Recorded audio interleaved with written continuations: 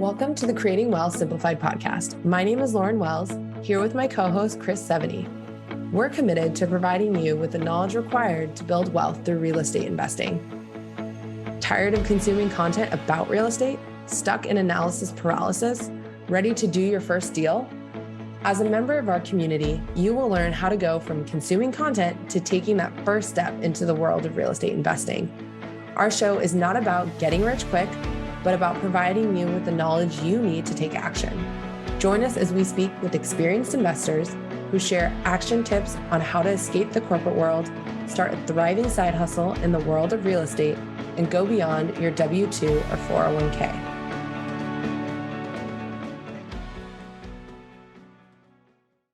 Welcome back, everybody, to another episode of the Creating Wealth Simplified podcast. I am your co-host, Chris Seveney, flying solo today on this episode, but excited to talk about note investing. And this is for people who are active, passive, interested in note investing. I'm excited because today I am going to talk about one of the most common questions we get asked, which is, how do you make money when buying a non-performing loan? So that is something I want to spend a little bit of time covering today. A few things before we get into that topic. Recording this in mid-February. You'll probably be seeing this hit the airwaves in March of 2024. I want to give people an update about what we have going on. Many of you know we run a Regulation A+ and a Regulation D 506C fund investing in mortgage notes. We have now over 500 investors in our fund. We have never missed a distribution for our investors, and we continue to grow our investor pool as well as our loan portfolio. So we've got a lot of exciting things working on this year. We are seeing more inventory than we have ever seen. We are seeing more opportunity than we have ever seen. So if you are on the fence and looking to invest passively in mortgage notes, whether you have a self-directed IRA or cash laying around, you can invest with as little as $5,000 within our offering. So check it out, seveneyinvestments.com. So as I mentioned, we are going to talk today, how do we make money in note investing? So Lauren describes this so much better than me. When you start at the high level, and probably because I'm an engineer and I dive way too deep into things, but I'm going to try and break it down in the high level and work my way down into the nuts and bolts, the details of things. So what I love how Lauren explains it is we fix and flip mortgages. So what does that mean? So, close your eyes, unless you're driving or, handling, machinery or equipment, and think about a house that you drive by that is vacant and run down, and you want to buy that house. So first question is, how do you make money with that house? Well, first thing you're going to do is make an offer. You're not going to offer market value for that home, compared to the house next door, correct? Because it needs work. So you're going to buy it at a discount. Then what are you going to do with that home? You're going to evaluate it and fix it, whether it needs paint, carpet, flooring, determine what's needed, solve the problem, which is renovate the property, which is fixing it up, and then you will sell it back on the market for market value, which should be a premium over what you paid at a discount plus your effort that you put into it. Very similar to note investing. The differences are, instead of the property, you're doing this with the borrower. And what do you mean by that is you're trying to rework or fix the borrower to get them paying again. So we will buy a loan, typically on a single family home, at a discount. So use numbers, $100,000 mortgage, say we buy it for $60,000. Now we've got three options. So kind of three roads that we can travel down. First road is we can just turn around and sell that asset, which is what we've done in the past on some certain occasions. For example, there's a loan in Montana that we bought, and we don't have a servicer in Montana. We don't have an attorney, but somebody we know, DJ, mention his name, who bought the loan from us, and we made a few $1,000 on that loan in the course of a week. So decent return. It was bought as part of a portfolio. He bought it, and also bought it at a discount, but not as big a discount we did. And he ended up fixing that borrower and working it out and making money on that deal. So win-win. We make money, he makes money, borrower got to stay in the house. So option one, turn around, just sell that loan. Now, there's two other strategies that we can go down. One is what's called exiting through the borrower, and then the other is exiting through the property. And most people, initial reaction is, oh, let's exit through the property, let's foreclose on them, let's get the property because you'll make more money. Typically not the case, believe it or not. Why? Because of the time it takes. So let's go back to those other options of borrower, property. So how do you exit through the borrower? Well, first is you're trying to fix the borrower. You're trying to get them paying again. So to understand how to get someone paying again, you need to understand their situation, understand their problem. How do you do that? Two ways. First is when you're buying the loan during due diligence, you will want to understand what got them in this predicament. And it's typically death, divorce, temporary job loss, or health issue. Those are 95% of the time the primary. Most of those, when you look at them, are temporary situations. It's not a permanent situation. Sometimes, well, except for death, of course, is. But health typically is short term, you get better. Job loss, hopefully short term, you get a job. Divorce, put yourself back on your feet. So, those are those main reasons. So by understanding those, then having the servicer collect as much information about the borrower, what are expenses, what can they afford, we can then paint ourselves. I'm an awful painter, artist, by the way. My daughter, on the other hand, amazing. You can paint a picture of, okay, how can we work with this borrower to get them on a payment plan? What can we do to work with them? And in some instances, honestly, there's nothing you can do, and we'll talk about that. But we will work with the borrower to get them on a payment plan that's successful. If a borrower says, hey, I can give you $2,000 a month, and we look in it and say, they really can only afford $1,000, you are better off getting that $1,000 and having it be consistent than $2,000 every 3 months or 2 months. For many reasons. For resale value, it's like fixing a house, but only fixing half of it. Okay? So when you can renegotiate payments with that borrower, go back to that example of $100,000, we bought it for $60,000. I think that's what I said. Let's say their payment was $1,000 a month previously. We tell them, okay, looks like you can afford $2,500 down. So give us $2,500 down. And then if you can make 6 months of payments at $1,000 per month, we'll take all your past due, all your old payments, push them to the end, roll them into a new balance, and recast the loan, which is basically re-amortize the loan.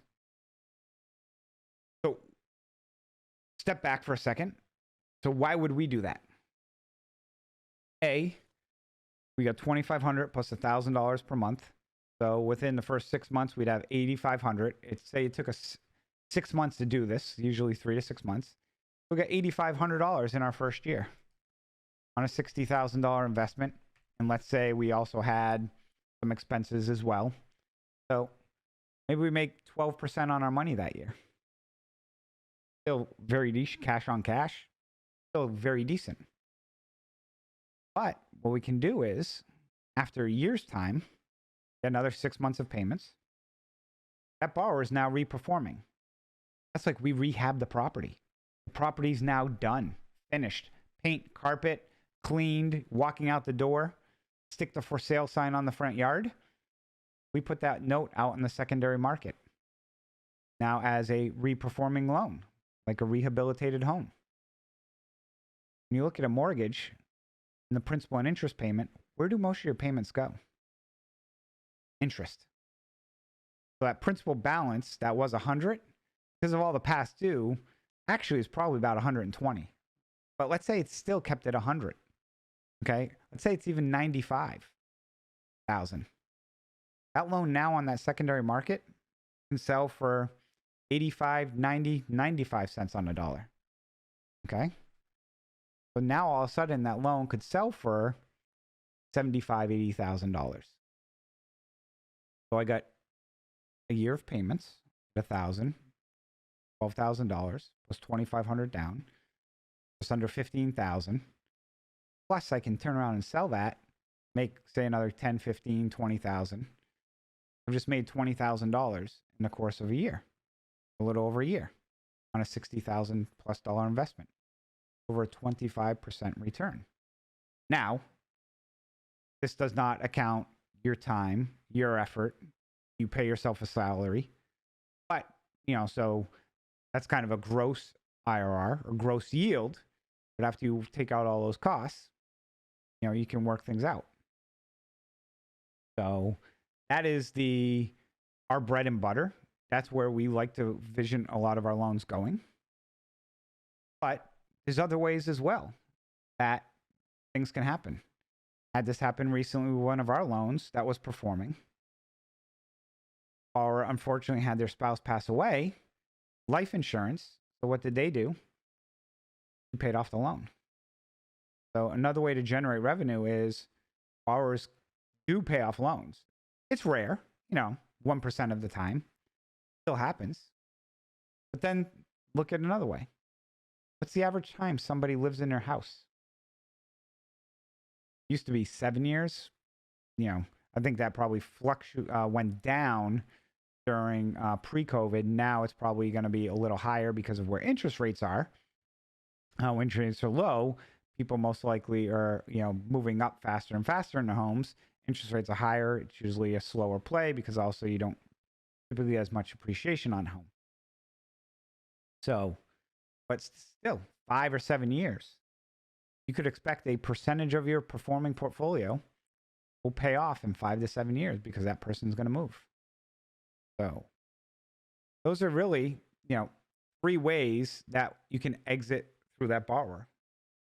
They sell the property, we can sell the asset, or they pay it off.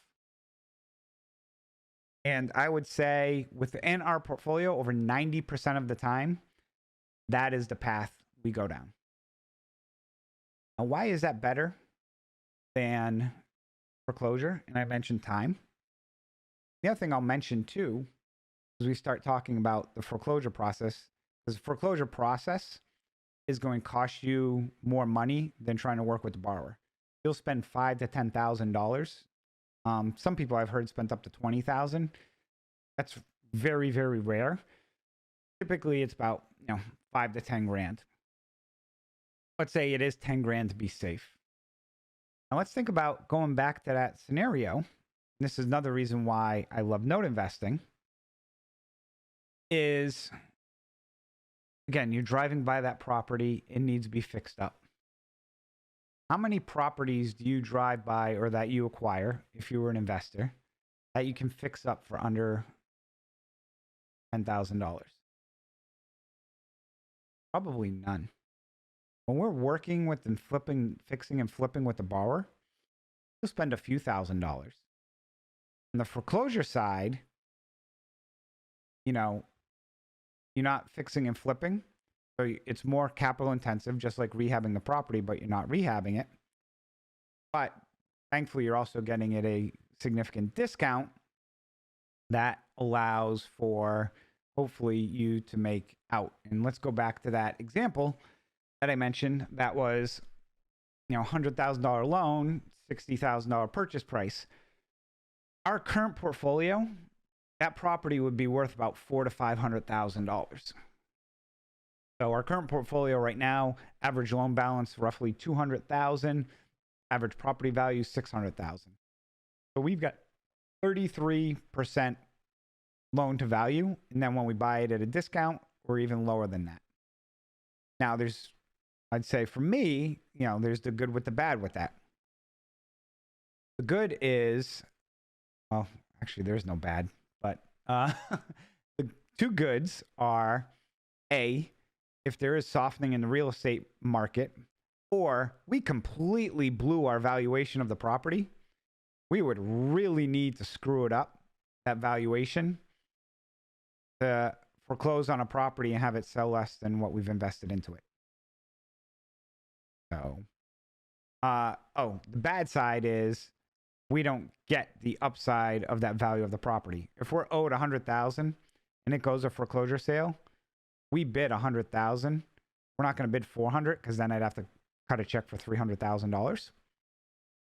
We'll bid $100,000 what we're owed. Some investor will buy it for $250,000, $300,000, $400,000, so we just get paid off.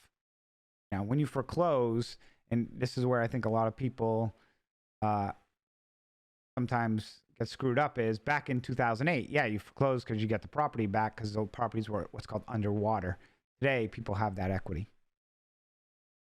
So when we do foreclose, again, very, very rare. Typically, it is a vacant property or the borrowers just don't want the home because in today's environment, like I said, they would rather just sell it at market value than try and let it go to foreclosure. So how do we make money when we do foreclose? Again, use that $100,000 loan. We bought it for $60,000. We spend $10,000 on legal. Well, in most states, we can add that legal balance to the loan. So now they owe us $110,000, just using simple numbers. We're in it for $70,000. It goes to auction and sell for $200,000.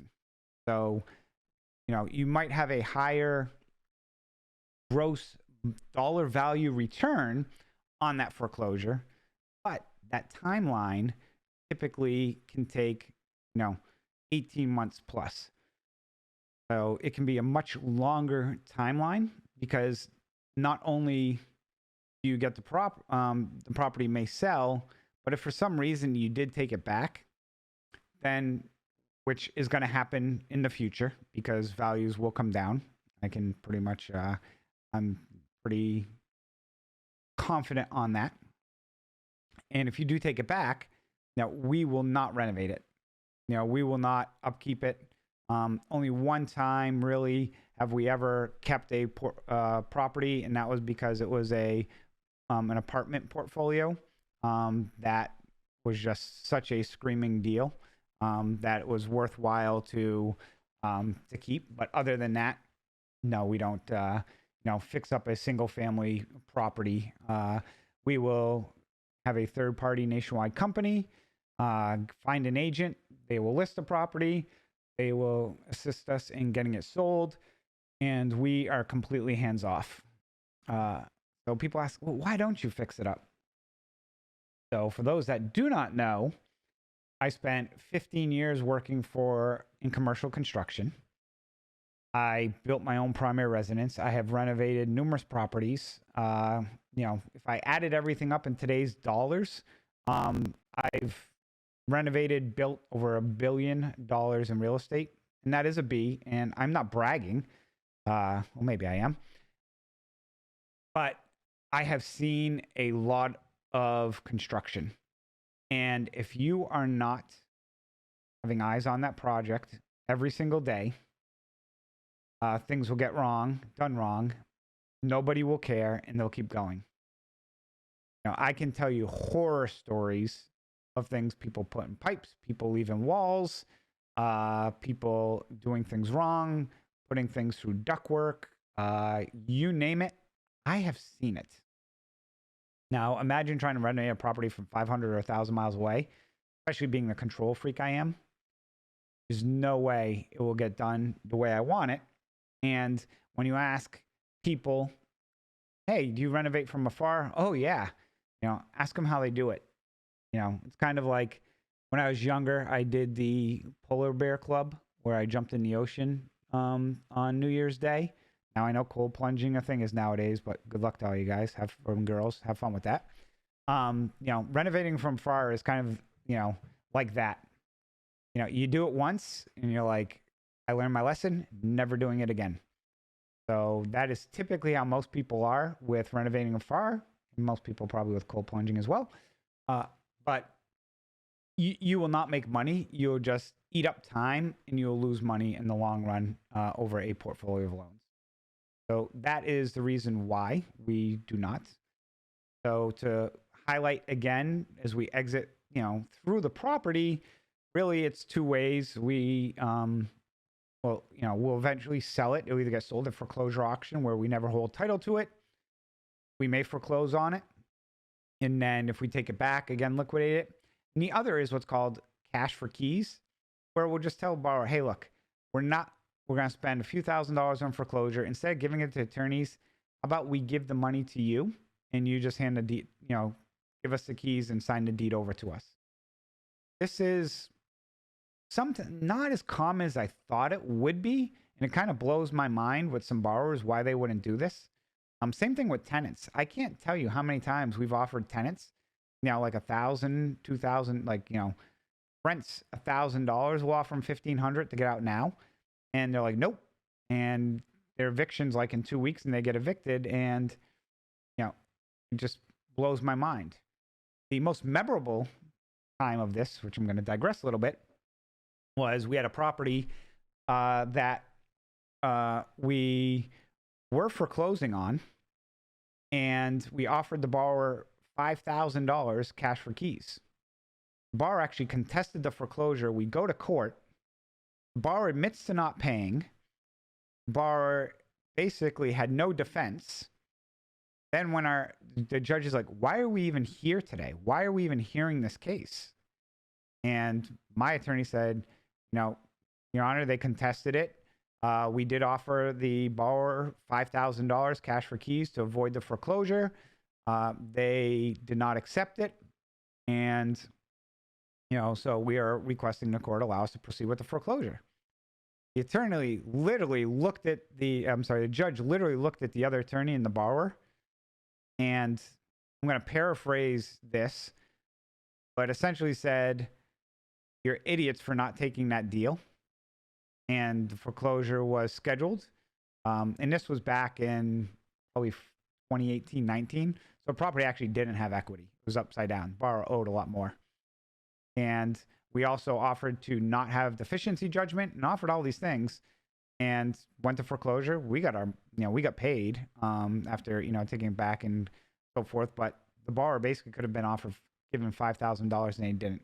So sometimes in this business, common sense does not prevail, but does not hurt to try.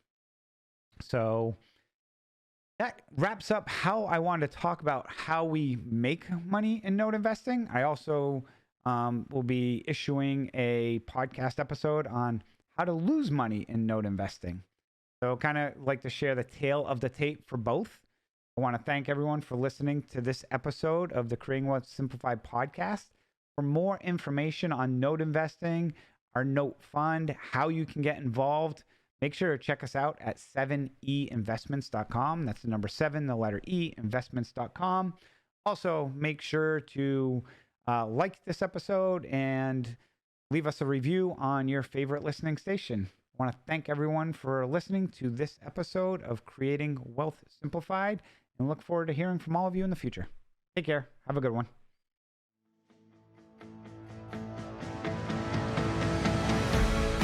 Thank you for joining Lauren and I on this episode of the Creating Wealth Simplified podcast. Each week, we bring you expert education, experience, and information in a digestible format to help you identify investment opportunities so you can build wealth through real estate and take action toward your financial goals. Enjoy the show, share with a friend, or subscribe to the show and leave us a review.